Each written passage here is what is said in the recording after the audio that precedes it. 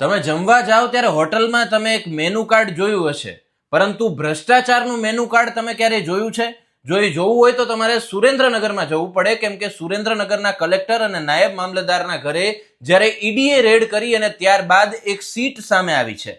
આ શીટમાં સૌપ્રથમ તો જે જમીન એને કરવાની અરજી કરી હોય એનો અરજી નંબર હોય, ત્યારબાદ કેવા પ્રકારની અરજી છે તેનો પ્રકાર હોય, અરજદારનું નામ હોય, અને ત્યારબાદ એમાં વચેટિયાના નામ છે કે કોના કેટલા ભ્રષ્ટાચારના પૈસા અલગ કાઢવાના છે, કોને કેટલા આપવાના છે, અને આ જમીનનો ખેલ કોના નામે પાડવામાં આવ્યો છે. આમ તો મુખ્યત્વે બે બાબત છે. એક તો મૂડીમાં જે સોલાર પ્લાન્ટ કરવામાં આવ્યો છે એ, અને વઢવાણમાં કેટલી કોમર્શિયલ અને રહેણાંક માટેની જમીન બિનખેતી કરવા માટે જે સમગ્ર લાંચનું ષડયંત્ર ચાલતું હતું તેને લઈને એક શીટ સામે આવી છે.